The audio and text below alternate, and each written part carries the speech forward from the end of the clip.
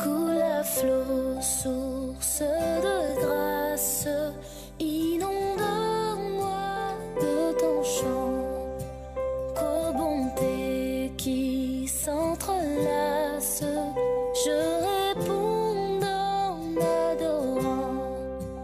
Enseigne-moi l'un des psaumes entonnés dans les lieux saints.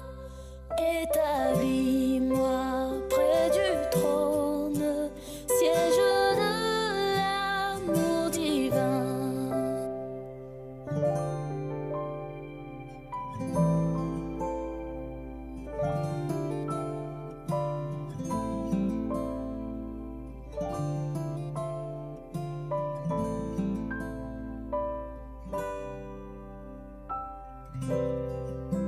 C'est ta grâce qui m'a sauvé, qui me conduit chaque jour. Et par ton soutien, oui, je sais, j'entrerai dans ton séjour. Étranger, Jésus m'a trouvé, errant des cours de Dieu, lui qui délivre du danger, m'a racheté pour les cieux.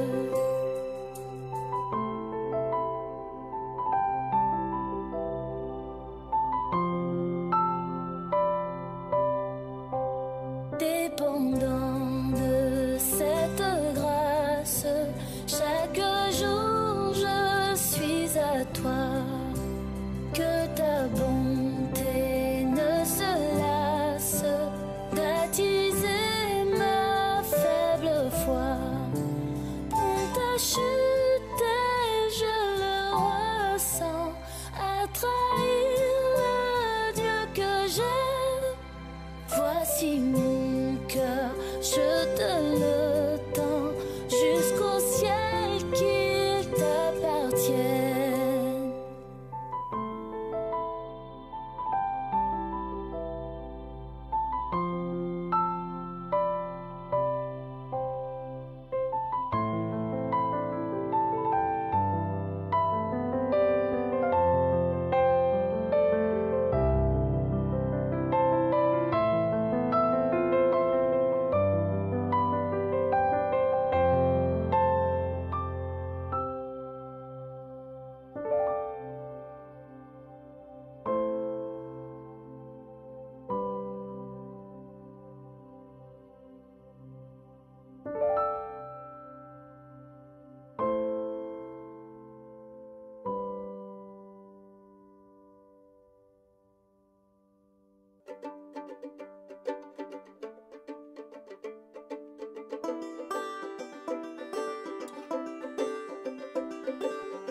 En ces temps de malheur, il est de bon ton de tout croire, de confier son futur au hasard. Éviter les trottoirs, aux échelles qui font peur, histoire de chasser nos heures noires. Et l'on prie un ciel anonyme pour que demain existe encore et nous donne un autre essor. Vers un espoir, un alcool fort, pour que dorme un peuple en déprime et déterre enfin son trésor.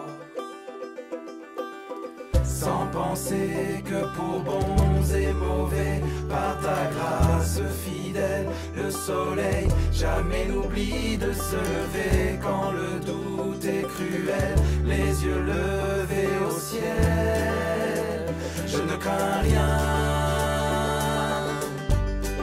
car mon cœur est en paix.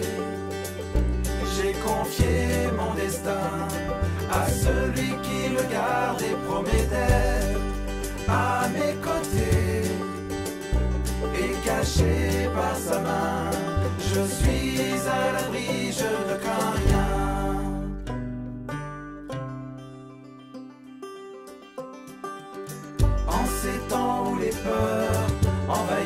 innocents et coupables, ou vieillir et drames intolérables. Colmatés par des phares, nos rides pour offrir un bonheur qui ne durera qu'une poignée d'heures. Sans penser que pour bons et mauvais, par ta grâce fidèle, le soleil jamais n'oublie de se lever quand le doute est cruel, les yeux levés au ciel. Je ne crains rien, car mon cœur est en paix. J'ai confié mon destin à celui qui me garde et promet d'être à mes côtés et caché par sa main. Je suis à l'abri, je ne crains rien. Mon cœur est en paix. J'ai confié mon destin à celui qui me garde et promet d'être à mes côtés et caché par sa main. Je suis à l'abri, je ne crains rien. À ses côtés et caché par sa main. Je ne crains rien.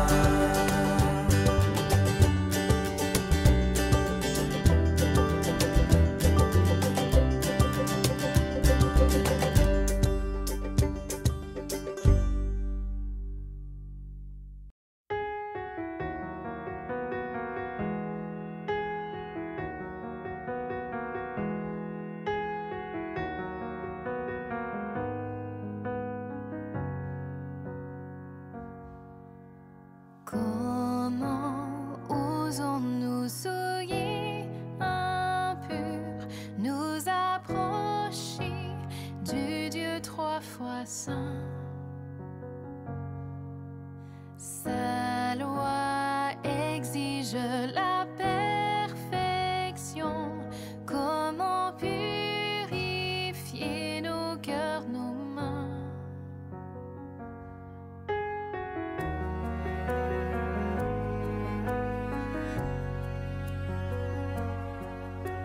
Comment pouvons-nous, peuple infidèle,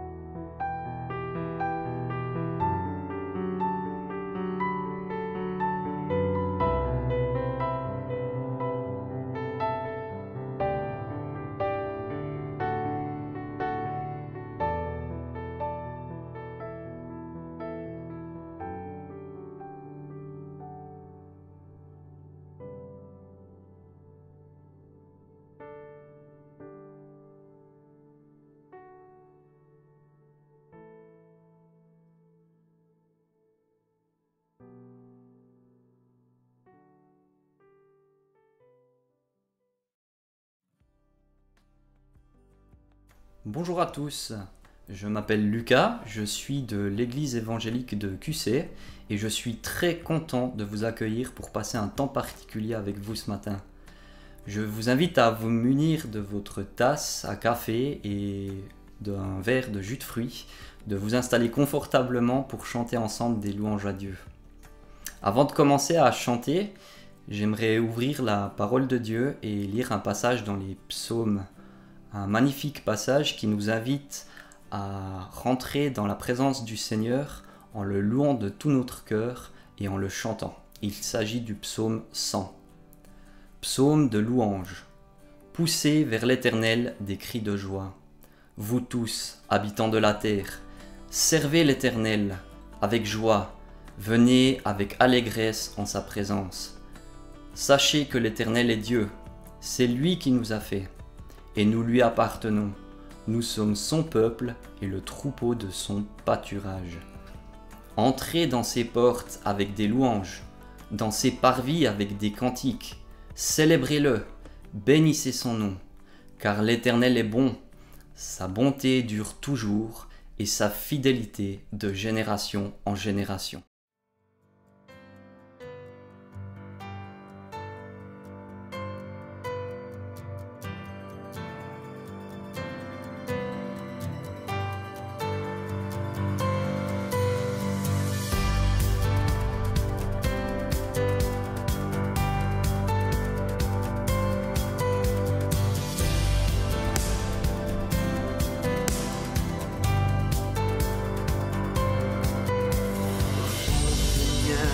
Reconnaissance, son amour durera jamais, car il est bon, il est au-dessus de tout, son amour durera jamais.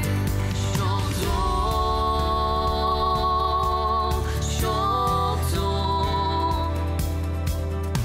une main puissante et un bras tendu, son amour durera jamais. Donne une vie nouvelle, son amour durera jamais. Chantons, chantons, chantons, chantons. Et à jamais Dieu est fidèle, et à jamais Dieu est fort. Jamais Dieu est avec nous, et à jamais, et à jamais, et à jamais Dieu est fidèle, et à jamais Dieu est fort, et à jamais Dieu est avec nous, et à jamais, à jamais, à jamais.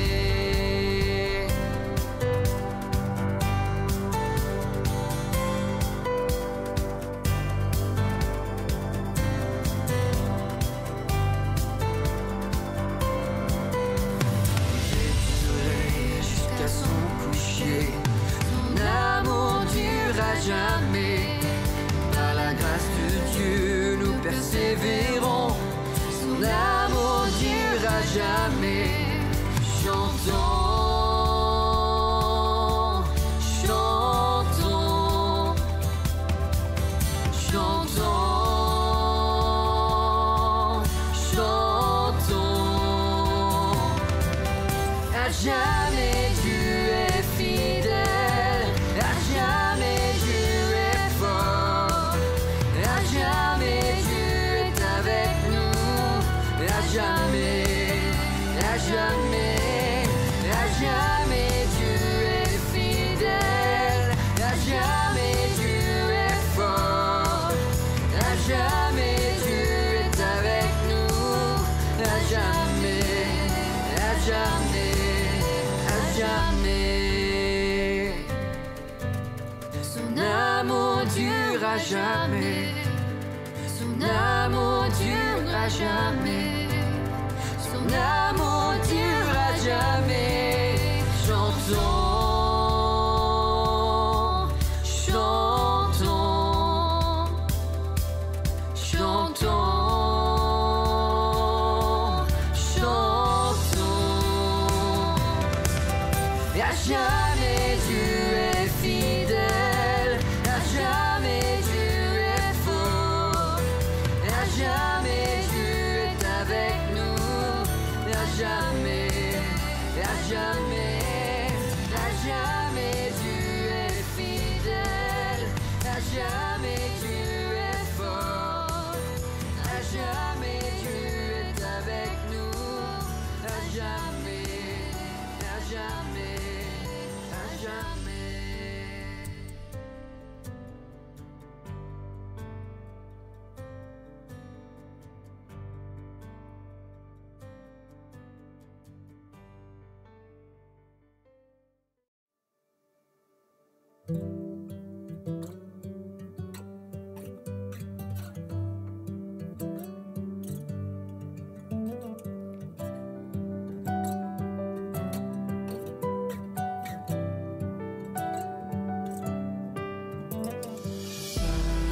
À nous, à toi soit la gloire.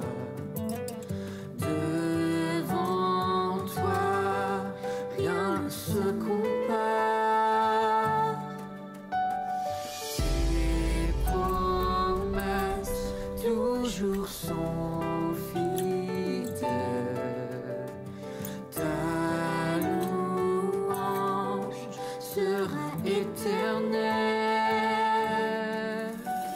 Si tu m'as touché, c'est pour briller, mais jusqu'au ciel, l'œuvre commence.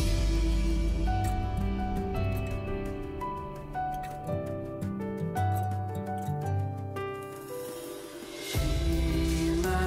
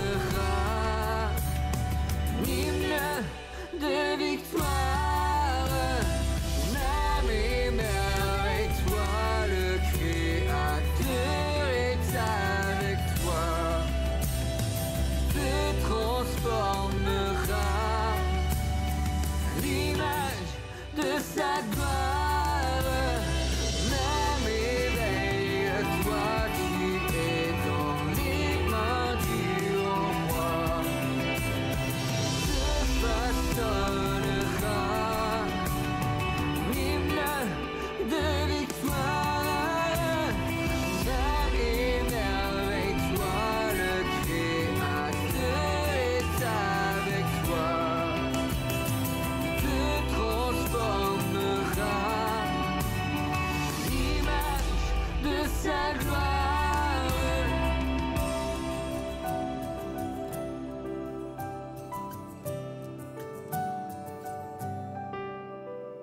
Tu nous as touchés, c'est pour briller que ton Église soit ta fierté.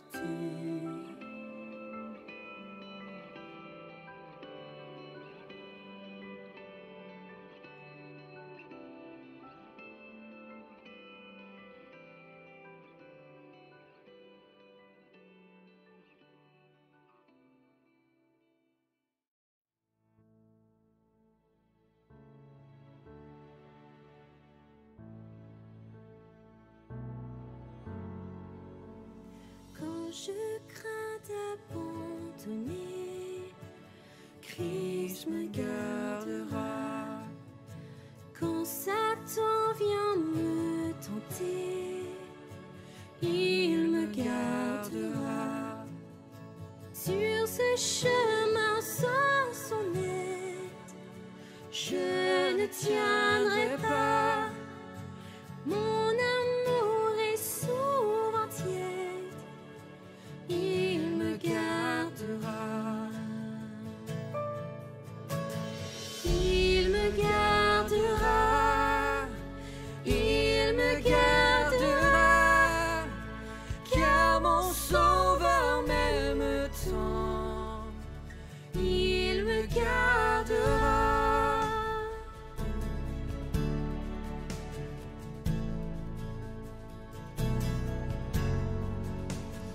Les rachetés font sa joie, Christ me gardera.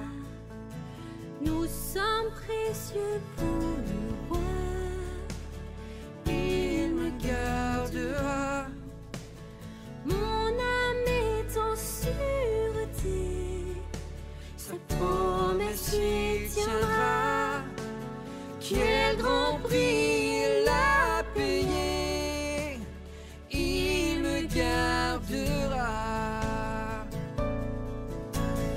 Il me gardera, il me gardera, car mon Sauveur m'aime tant. Il me gardera.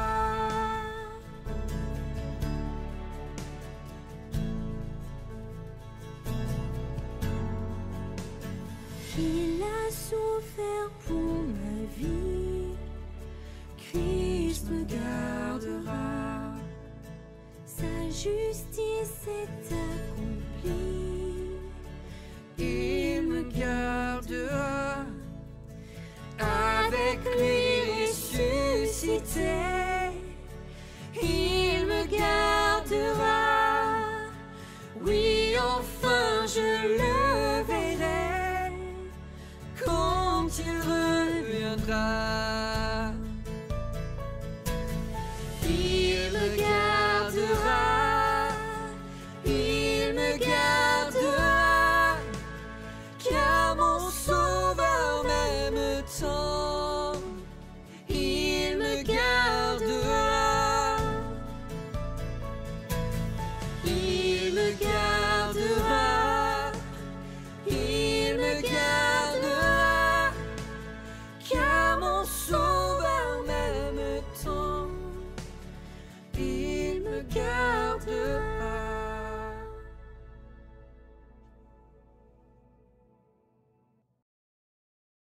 Je vous invite maintenant à prendre 2 temps de prière. Un premier temps pour regarder un petit peu en arrière durant cette semaine et voir tout ce que Dieu a pu faire durant cette semaine pour vous et lui dire merci. Avant de commencer à prier, prenez quelques secondes pour y réfléchir.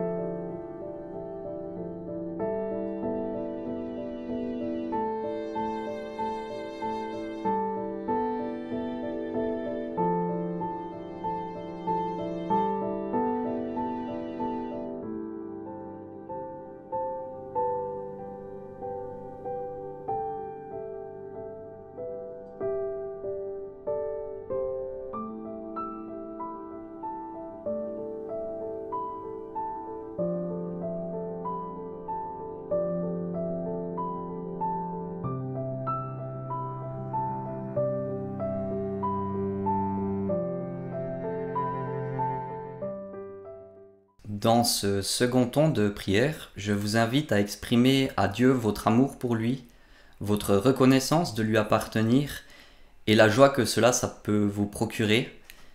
Et je vous invite à lui parler de manière la plus simple.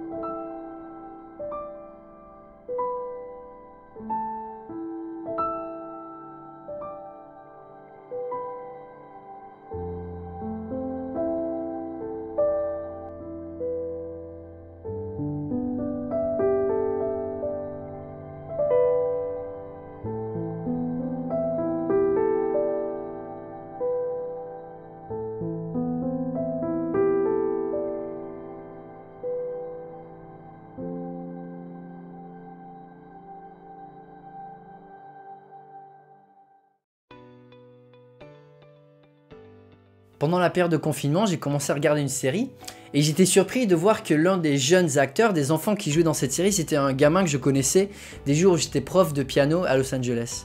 Et je savais que lui et ses deux frères étaient des acteurs un petit peu connus, qu'ils avaient fait des grands films, mais c'était surprenant de le voir comme ça à la télé. Et mon ami avec qui on avait commencé le studio à Los Angeles, qui enseigne cette famille, me disait que ces trois gamins, déjà à moins de 10 ans, avaient déjà mis de côté plus de 1 million de dollars chacun dans cette industrie du divertissement. Avec mon épouse, on s'est rencontrés à Los Angeles et c'est vrai que là-bas, le monde de Hollywood a des rameaux partout dans toute la société. Et c'est frappant parce que même dans notre église locale, il y avait des acteurs, il y avait des producteurs, il y avait des scénaristes, il y avait des metteurs en scène, il y avait des techniciens, des vidéastes. Et le monde de la vidéo, ben, on le voit partout, il y a des tournages dans la rue. Le PDG de Disney habitait à juste quelques centaines de mètres de mon université chrétienne et sa fille était même venue dans notre école. Et c'est un monde complètement différent. Et cette industrie qui est très compétitive, en fait, se base beaucoup sur le relationnel. Et selon les personnes qu'on connaît, ben on peut se retrouver dans des situations assez vite finalement, où on est dans ce monde de l'industrie. Et moi j'ai un ami à l'université chrétienne qui était musicien et sa sœur travaillait pour Madonna. Et un jour il m'appelle et il me dit: écoute Philippe, je dois faire une musique un peu Frenchy, il faut que ça sonne français. Et j'aimerais que tu viennes me faire un peu de quelques notes quoi. Donc je viens, je joue, puis je lui demande mais c'est pourquoi. Il me dit bah c'est juste une pub pour Louis Vuitton avec Madonna. Donc voilà, sur un CV de pasteur c'est un petit peu rigolo, mais c'est un petit peu le monde de Los Angeles. Ma belle-sœur, elle a rencontré un couple à l'église qui elle les a accueillis avec un bon sourire, puis ils lui ont dit ouais t'as un beau sourire, tu voudrais pas faire une pub pour nous? Et littéralement elle a passé 2 secondes à sourire dans une pub et en royalties elle s'est fait plus de 30 000 $. Donc c'est vraiment un monde étrange et des fois on se projette Hollywood, c'est glamour, c'est de l'argent, c'est grandiose, c'est la renommée. Et ce qui est frappant, c'est que bon, mon épouse elle a grandi dans ce monde-là et souvent elle me dit mais Philippe, ce monde-là il est tellement laid. Et les gens que j'ai vus réussir, souvent c'est les gens qui souffrent le plus.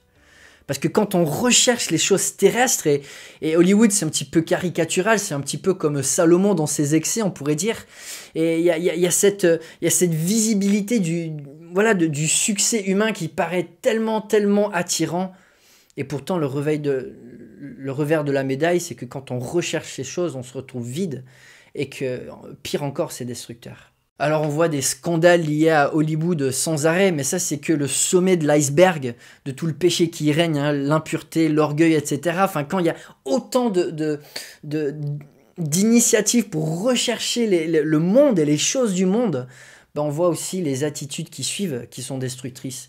Et je pourrais vous raconter tellement d'histoires de ce monde-là, mais une histoire qui m'a vraiment interpellé, c'est un jour j'étais à l'église et j'ai rencontré the voix des trailers de films. Une des voix les plus connues pour les bandes d'annonces de films américains. Une grosse voix, vraiment, tu la reconnais. Et je lui demande, ben voilà, vous êtes à l'église, je vous vois rarement, qu'est-ce que vous faites? Et donc il m'explique son travail, puis il me dit, mais je sais que le jour où je dis non à une demande, je risque de perdre mon travail. Et ce gars-là était au sommet de sa carrière et de son domaine, et pourtant, il était un esclave. Il était un esclave. Le problème quand on recherche les choses terrestres, ben c'est qu'on obtient les choses terrestres. Et ce sont des choses qui sont passagères, et ça se détruit. Soit ça nous détruit, soit c'est en voie d'être détruit, et ça n'a pas de futur. Et quand notre cœur est engagé et attaché aux choses du monde, ben, c'est la misère. Alors aujourd'hui, on se replonge dans l'épître aux Colossiens où Paul écrit à cette église de Colosse, une nouvelle église qui a été implantée depuis juste quelques années, qui est en effervescence. Et il y a toutes sortes de courants qui essaient d'influencer cette église. Et Paul les met en garde contre des faux enseignants qui finalement vont enseigner des choses qui paraissent spirituelles, qui paraissent profondes, mais finalement qui sont terrestres. Et dont les fruits sont terrestres. Et Paul les avertit en disant, écoutez, ne vous attachez pas à ces choses-là, ça n'a pas de futur. Attachez-vous aux choses célestes. Et c'est ce qu'on voit lorsqu'il commence le chapitre 3, avec cet encouragement que s'attacher aux choses de Christ mène à la vie et à la gloire, mais s'attacher aux choses terrestres, ça mène à la destruction. J'invite à lire avec moi la parole de Dieu à partir de Colossiens chapitre 3. Si donc vous êtes ressuscités avec Christ, recherchez les choses d'en haut, où Christ est assis à la droite de Dieu. Attachez-vous aux réalités d'en haut, et non à celles qui sont sur la terre. En effet, vous avez connu la mort, et votre vie est cachée avec Christ, en Dieu. Quand Christ, notre vie, apparaîtra, alors vous apparaîtrez aussi avec lui dans la gloire. Faites donc mourir en vous ce qui est terrestre, l'immoralité sexuelle, l'impureté, les passions, les mauvais désirs et la soif de posséder, qui est une idolâtrie. C'est à cause de cela que la colère de Dieu vient. Vous aussi, autrefois, lorsque vous viviez parmi eux, vous marchiez dans ces péchés. Mais maintenant, renoncez à tout cela, à la colère, à la fureur, à la méchanceté, à la calomnie, aux grossièretés qui pourraient sortir de votre bouche. Et dans ce passage, Paul va simplement nous mettre en évidence deux réalités. Un attachement à Christ mène à la gloire, un attachement aux choses terrestres mène à la destruction. Et Paul aime nous motiver par le positif, et c'est avec ce qu'il va commencer, de tourner les regards vers Christ, tourner les regards vers ce qui est céleste, qui donne vraiment envie. Et c'est ça qui va nous aider dans notre lutte de transformation pour être de plus en plus à l'image de Dieu et conforme à la volonté de Dieu. Si donc vous êtes ressuscités avec Christ, recherchez les choses d'en haut, où Christ est assis à la droite de Dieu. Attachez-vous aux réalités d'en haut, et non à celles qui sont sur la terre. En effet, vous avez connu la mort, et votre vie est cachée avec Christ en Dieu. Quand Christ, notre vie, apparaîtra, alors vous apparaîtrez aussi avec lui dans la gloire. Paul nous encourage ici à avoir la bonne perspective, la bonne voie, se rappeler quelle est l'identité d'un chrétien. Nous avons été ressuscités avec Christ. En grec, c'est un seul mot. Ressuscité avec, co-ressuscité. Notre identité est liée profondément à ce que Christ a fait sur la croix. Nous sommes des citoyens célestes. Et cette citoyenneté céleste, elle se vit en étant attachés aux choses célestes. Paul écrit, si vous êtes ressuscités, littéralement, puisque vous êtes ressuscités, puisque votre identité, c'est celle de Christ qui a vaincu la mort, qui a vaincu le péché, qui a triomphé cette chose, qui est assis à la droite du Père sur son trône, puisque c'est votre réalité, vivez cette réalité. En Galates 1,4, Paul affirme que Christ s'est donné lui-même pour nos péchés, afin de nous arracher du présent siècle mauvais. Les chrétiens appartiennent au royaume du Christ qui n'est pas de ce monde. On lit en Jean chapitre 18, nous sommes dans le monde mais pas du monde. Nous avons vaincu le monde par la foi en Christ. Il est écrit en 1 Jean 5, 4 et 5. Et bien que nous existions dans ce monde physiquement, spirituellement, nous sommes déjà citoyens des cieux. Sur terre, nous ne sommes que des étrangers, que des voyageurs. Et cette identité liée à Christ et liée à son évangile, elle est tellement profonde. Christ est mort, et comme Christ est mort, nous devrions mourir à notre péché, à notre ancienne nature, et comme Christ est ressuscité par sa résurrection, nous sommes avec lui, assis dans les lieux célestes, et nous devrions vivre cette réalité avec les bonnes priorités, avec la bonne perspective, en recherchant ce qui est éternel et ce qui appartient à Christ. Et Paul va utiliser cette image que nous sommes cachés en Christ. Cette image, elle est tellement belle. Il y a l'idée de proximité. Nous sommes en Christ, nous sommes attachés à Christ. Il y a un lien qui est indestructible. Nous sommes entourés de Christ, protégés par Christ. Nous sommes tout simplement liés à lui pour toute l'éternité. Il y a aussi cette idée qui suit cette notion aussi de protection. Nous sommes cachés en Christ, nous ne pouvons pas perdre cette identité. Nous ne pouvons pas perdre le salut qu'il nous a donné parce que nous sommes cachés en Christ, nous sommes entourés de Christ, nous sommes protégés en Christ. Et la Bible nous donne plusieurs promesses que jamais ceux qui appartiennent à Christ peuvent perdre leur salut. L'apôtre Pierre écrit en 1 Pierre que nous avons un héritage qui nous est réservé et qui ne peut pas être corrompu, qui ne peut pas nous être ôté ou être sali. C'est la promesse que Dieu nous fait. Et en étant cachés en Christ, nous avons cette protection. Être caché en Christ, il y a aussi cet élément de mystère. Parce que quelque chose qui est caché, c'est quelque chose qui ne se voit pas complètement. Et le monde dans lequel on vit ne comprend pas cette nouvelle identité que nous avons en Christ. Le vrai sens, la profondeur, la beauté de cette identité est voilée aux yeux du monde. Notre citoyenneté céleste est l'une de nos possessions les plus précieuses. En lui, nous avons tout. Un de mes meilleurs amis et ancien coloc est parti au Japon comme missionnaire. Et ça a été super de voir tout son voyage, sa préparation, la consécration de son cœur pour aller jusque-là. Alors lui, il venait d'une famille mixte. Son père était japonais, sa mère était américaine, mais comme il était aux États-Unis, il avait pas appris à parler japonais. Donc il a appris lui-même, par lui-même, la langue, il s'est entraîné, il a fait des voyages pour se former, et puis finalement il est parti là-bas. Et en arrivant là-bas, il a appris qu'il était interdit d'avoir la double citoyenneté. Comme le Japon, après la Deuxième Guerre mondiale, a été un pays conquis, avec les États-Unis, il y a un arrangement comme quoi on ne peut pas être japonais et américain. Alors il y en a peut-être qui le font et qui le publient pas, mais si les autorités la prennent, c'est possible qu'il y ait des conséquences. Et comme mon ami a appris cela, sans hésiter, il s'est dit il faut que j'abandonne ma citoyenneté américaine. Et toute sa vie, toute son enfance, sa famille, tout ce pourquoi il a tous ses souvenirs, tout son passé qui était aux États-Unis, son identité, un futur possible, il a mis ça de côté en disant non, moi je sais où je vais, je sais l'appel que j'ai reçu et je suis prêt à tout abandonner pour pouvoir suivre cet appel. Et sa consécration, elle m'inspire, je la trouve vraiment belle, mais dans les réalités bibliques, on ne peut pas avoir une double citoyenneté.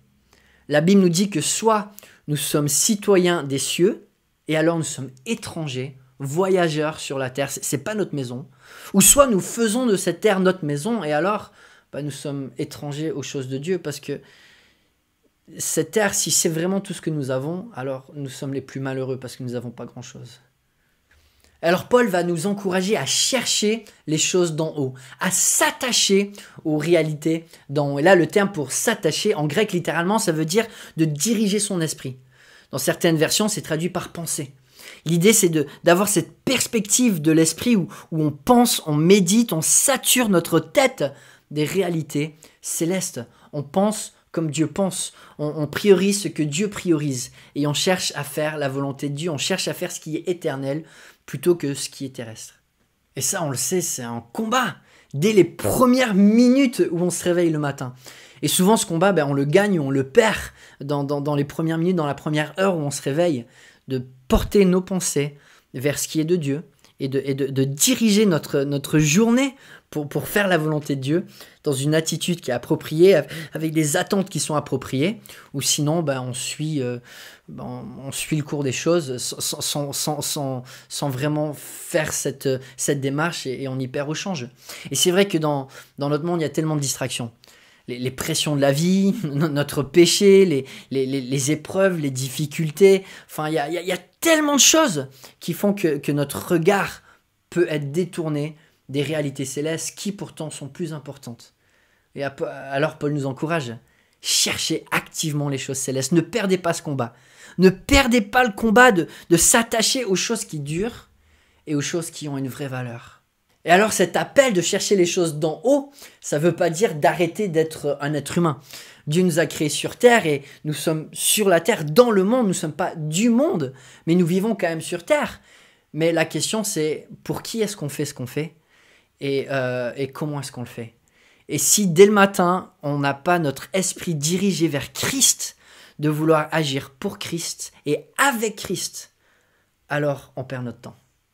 Et la raison pour laquelle ça vaut tellement la peine de combattre, c'est parce que quand on est attaché au Christ, Paul nous décrit le fruit comme la vie, comme la gloire et comme la présence de Dieu en nous.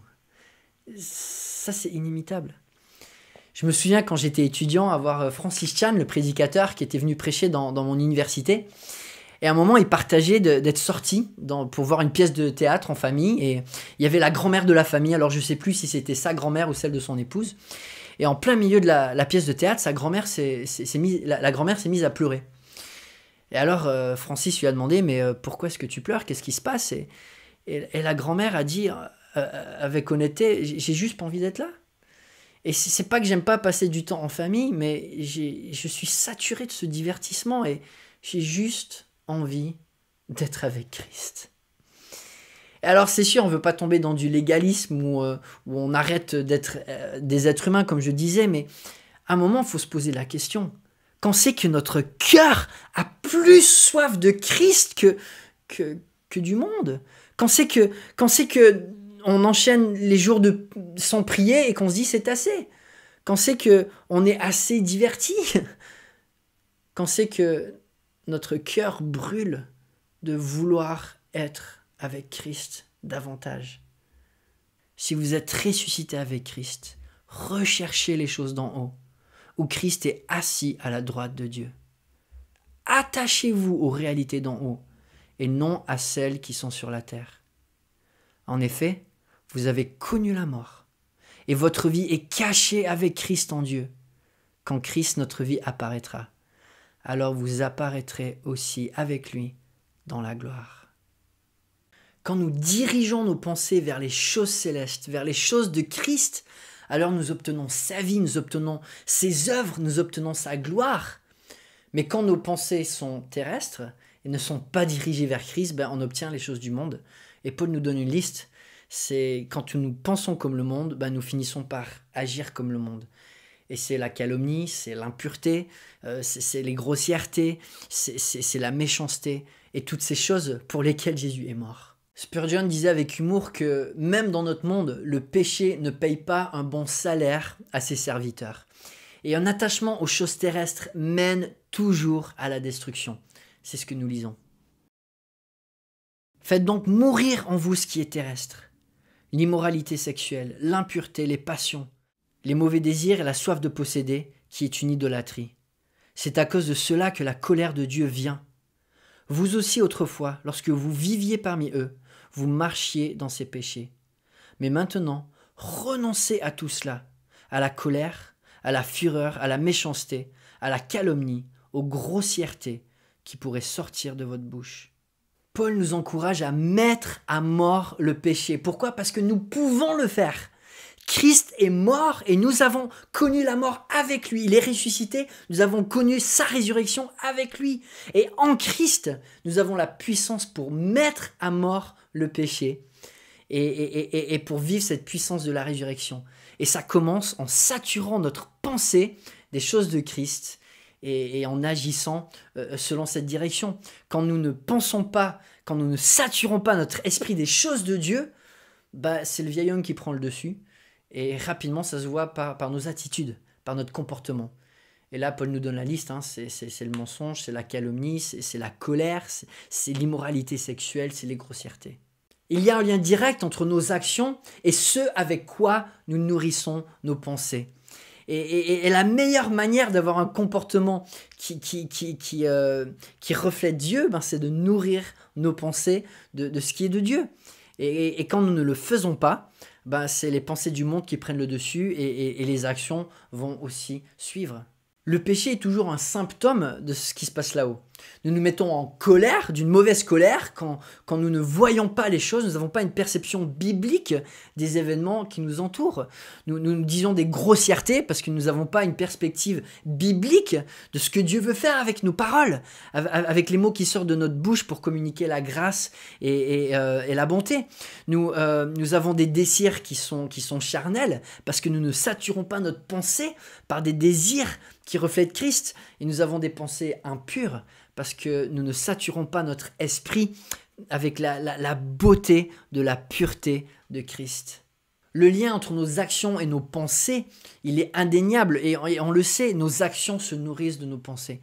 Et ce avec quoi nous nourrissons notre âme spirituellement, ou ce avec quoi nous ne nous nourrissons pas, va être reflété avec nos actions. Et Paul va parler de cette transformation. Comment on passe du vieil homme au nouvel homme par le renouvellement de la pensée. Et il élabore ça en Éphésiens chapitre 4, je vous lis quelques versets. « Voici donc ce que je dis et ce que j'affirme dans le Seigneur. Vous ne devez plus vous conduire comme les non-croyants, qui se laissent guider par la sottise de leurs pensées. Ils ont l'intelligence obscurcie. Ils sont étrangers à la vie de Dieu à cause de l'ignorance qui est en eux, à cause de l'endurcissement de leur cœur.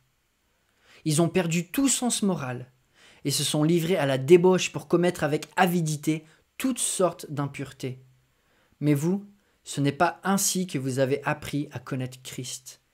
Si du moins c'est lui que vous avez écouté, et si c'est en lui que vous avez été enseigné conformément à la vérité qui est en Jésus. On vous a enseigné à vous débarrasser du vieil homme, qui correspond à votre ancienne manière de vivre, et se détruit sous l'effet de ses désirs trompeurs, à vous laisser renouveler par l'esprit dans votre intelligence, et à vous revêtir de l'homme nouveau, créé selon Dieu dans la justice et la sainteté que produit la vérité. Et Paul, avec beaucoup de grâce, met en garde l'église de Colosse. Recherchons Dieu, parce que si on ne le fait pas, c'est le péché qui prend le dessus. Notre péché, notre ancienne nature, il faut la mettre à mort, il faut y renoncer. Il y a rien qui peut être sauvé dans ce qui est de péché. Il y a rien qu'on peut garder et qui va avoir de la valeur. Et Paul nous dit de le mettre à mort. Des fois, face à notre péché, notre impatience, nos colères, nos excès, on se dit, bon, ça, c'est mon tempérament, c'est qui je suis. Et Paul nous dit, mais arrêtez avec ce non-sens. Arrêtez avec ces mensonges. Notre identité est liée à Christ. Elle n'est pas liée au péché. Et ce péché, il n'y a rien de valeur. Tout est à mettre à mort pour connaître l'identité que Christ a pour nous, qu'il a payé pour nous par son sang. Il est mort pour que nous puissions connaître la victoire contre ce péché. Et on ne réalise pas la laideur de ce péché. On ne réalise pas à quel point ce péché il est profond, à quel point ce péché il nous détruit. Et Paul nous dit, notre futur, c'est l'identité en Christ. Jean Calvin disait que nul ne connaît même le centième de son péché. On n'a pas idée de la montagne de péché et surtout de la montagne de laideur liée à ce péché. Et Paul nous dit que c'est à cause de ces péchés que la colère de Dieu va venir. Dieu est en colère contre la laideur, contre la destruction, contre le mal que le péché produit dans nos vies et autour de nous. Et en étant unis en Christ, on a une opportunité d'œuvrer avec Dieu pour détruire ce péché en commençant par détruire notre propre péché. Et un jour, la colère de Dieu va venir parce que ce péché-là, il doit être détruit. Ce péché-là, il doit être détruit parce qu'il est en train de tout détruire. Et Dieu est en colère contre le mal de ce péché. Et nous devrions connaître aussi ces mêmes sentiments où plus on s'approche de Dieu, plus on s'éloigne du péché. Et plus on aime Dieu, plus on haït le péché. Anselme, le théologien du XIe siècle, faisait cette prière. « Ô Éternel notre Dieu, Donne-nous la grâce de te désirer d'un cœur entier. Qu'en désirant, nous puissions te chercher. En te cherchant, te trouver. En te trouvant, t'aimer. Et en t'aimant, haïr les péchés pour lesquels tu nous as rachetés. La meilleure arme contre le péché, c'est un amour pour Dieu. Parce que plus nous sommes saturés de la beauté de Dieu, de sa grandeur, de ses merveilles, de la réalité de son salut, plus nous réalisons à quel point le péché est destructeur et sans valeur. Mais si nous ne cherchons pas activement, comme Paul nous encourage, les choses d'en haut, les choses célestes, le péché va prendre le dessus dans nos habitudes, dans nos paroles, dans nos priorités. Chaque jour, nous avons un choix de tourner les regards vers Dieu et vers les réalités spirituelles pour aspirer à ces choses, ou sinon se laisser porter par les soucis de la vie. Et là, on est en pleine crise, en pleine pandémie, à une échelle qu'on n'a pas connue avant, mais les crises, il y en aura tout le temps. Et alors on s'inquiète des choses terrestres, de notre santé, de l'économie, de notre futur, et c'est normal, en quelque sorte, parce qu'on est humain, mais on en fait souvent une idolâtrie. Et dans ces crises, est-ce qu'on se soucie autant des choses spirituelles, des choses qui sont éternelles, que finalement juste notre futur sur une terre qui un jour va être détruite? Souvent le matin, j'aime bien me poser cette question. Qu'est-ce que Dieu peut faire au travers de moi par sa puissance en 24 heures? Nous sommes ressuscités avec Christ, nous sommes cachés en lui. À quoi nous attendons-nous? À quoi nous attendons-nous pour que les choses célestes soient manifestées dans notre vie et autour de nous? Chaque jour est une opportunité pour que Dieu manifeste sa grandeur, ses merveilles et la réalité des choses célestes. Mais cela demande que nous soyons remplis de l'Esprit.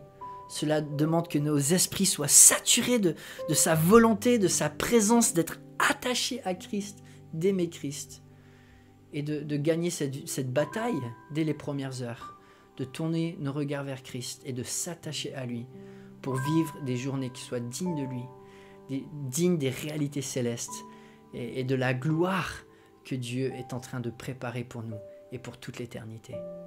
Les choses terrestres n'ont pas de futur, mais les choses célestes ont un grand futur et Dieu veut nous combler de ces réalités si seulement nous y aspirons par la foi en tournant nos regards vers Christ. Prions ensemble. Oui, Père Céleste, tu connais chacun de nos cœurs.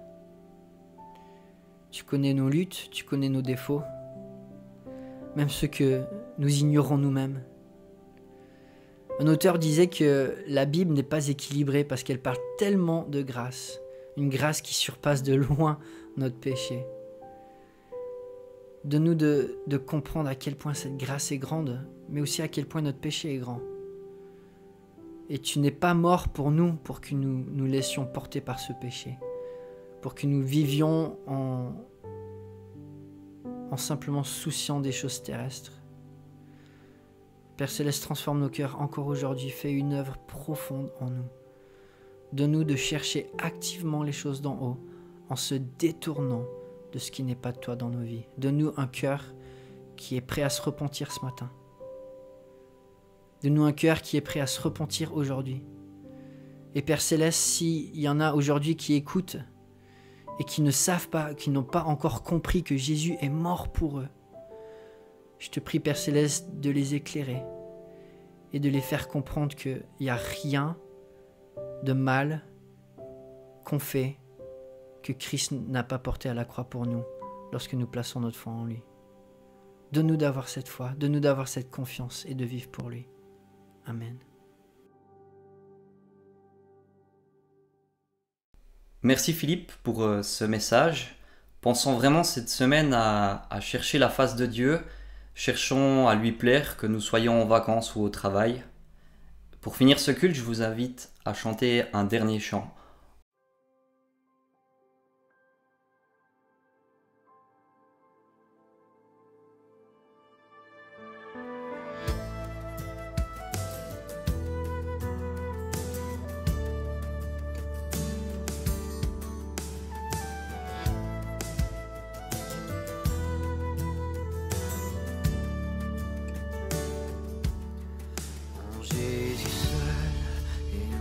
espoir, lui ma lumière, ma force, mon chant, pierre angulaire, solide rempart, même quand l'orage devient violent.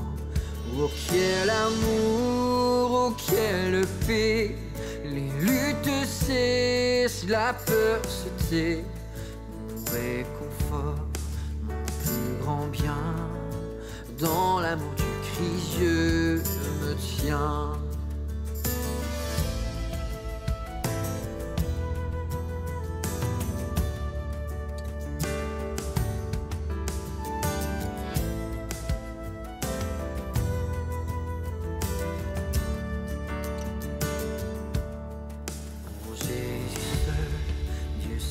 Chair dans un enfant, oh quel mystère, ce don d'amour, de sainteté, aïe par ceux qu'il vint sauver, jusqu'à la croix il s'est livré, sur lui la colère est tombée, tous mes péchés il les a pris, par l'amour de Jésus, je vis.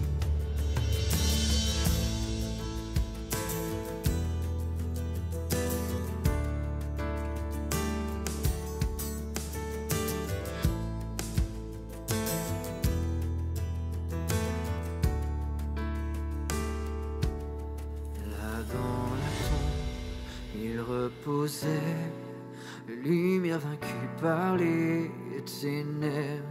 Quel jour glorieux, il apparaît, d'entre les morts il se relève, et sur ma vie elle passe sa victoire, le péché perd tout son pouvoir, il est à moi, je suis à lui, acheté par le sang de Christ.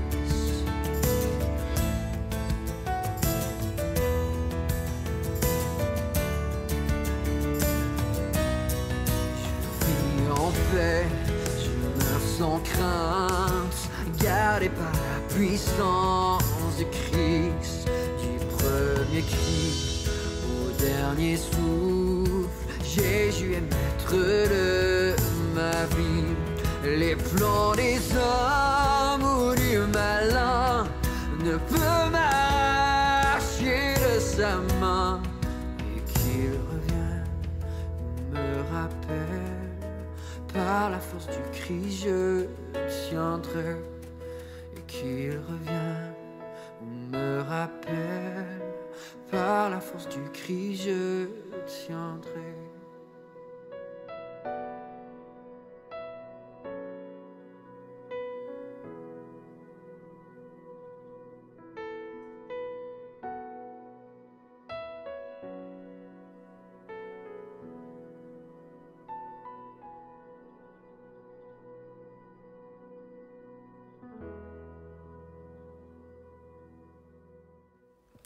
Bonjour, c'est Marion, j'appartiens à l'église de Villeurbanne-Cussé.